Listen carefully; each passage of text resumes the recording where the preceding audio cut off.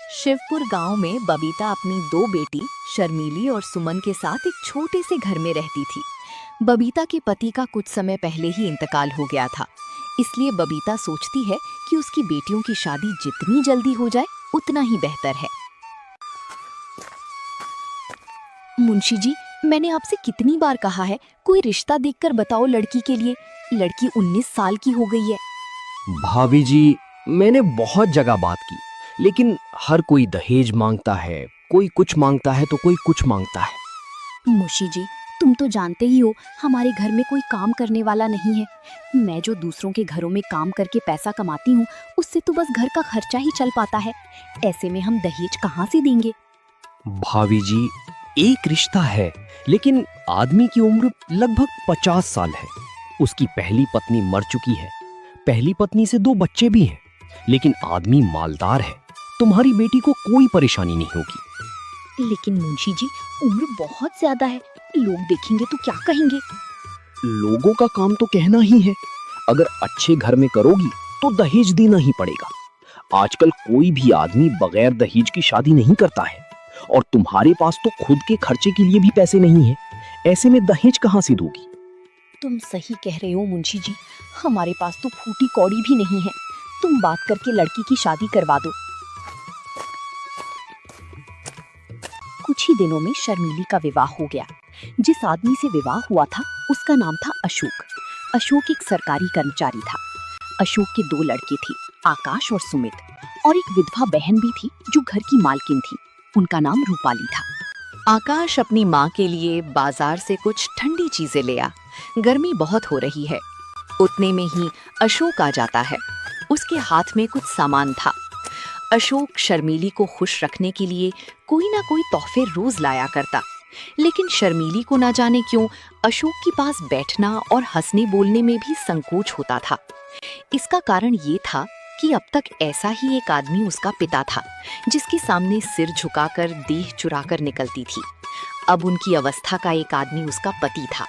वो उसे प्रेम की वस्तु नहीं, सम्मान की वस्तु समझती थी। उनसे भागती फिरती थी। अशोक के सामने आते हुए शर्माती थी।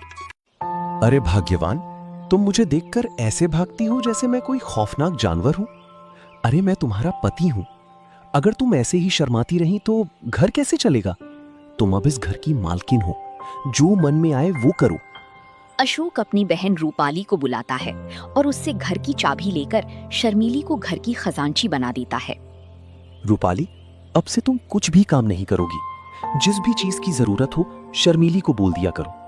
और शर्मीली, तुम रूपाली का ध्यान रखना। बेचारी सारा दिन परेशान सी रहती है। घर में जिस चीज की भी उसे जरूरत हो उससे मंगा लिया करो। मैं हर महीने की तनख्वाह तुम्हें दे दिया करूंगा, क्योंकि घर के सारे खर्चे अब तुम्हें ही उठाने हैं। अशोक पूरे महीने की कमाई शर्मीली को दे देता है। उनका ख्याल था कि शर्मीली इन रुपयों को देखकर फूली नहीं समाएगी। उधर अशोक की बहन रूपाली मोहल्ले की औरतों से शर्मीली की खूब चुगली करती है। अरे जब से आई है मालकिन बनी बैठी है, एक एक पैसे का हिसाब लिखती है। मैं कभी अपनी जरूरत के लिए थोड़े बहुत पैसे मांग लेती हूँ तो टाल मटोल करती रहती है, फिर कहीं 3-4 बार कहने पे ही पैसे देती है। बहन, तेरे भाई को भी जब बुढ़ापे में इस जवान लड़की से शादी करने की पड़ी थी, कोई मेल भी तो हो। देखने में उनकी बेटी लगती है।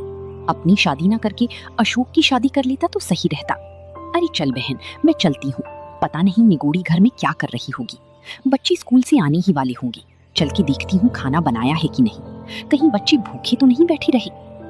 रूपाली उस दिन से शर्मीली से जलने लगी थी जब से अशोक ने उसे घर का खजांची बना दिया था।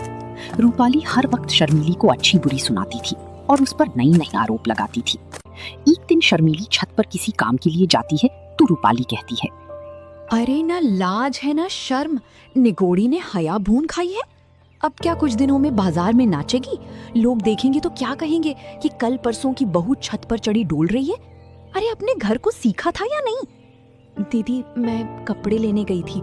आंधी बहुत तेज आ रही थी, कपड़े कहीं उड़ ना जाएं, इसलिए मैं चली गई थी। अरे मुझे बुला लेती, मैं क्या मर गई थी?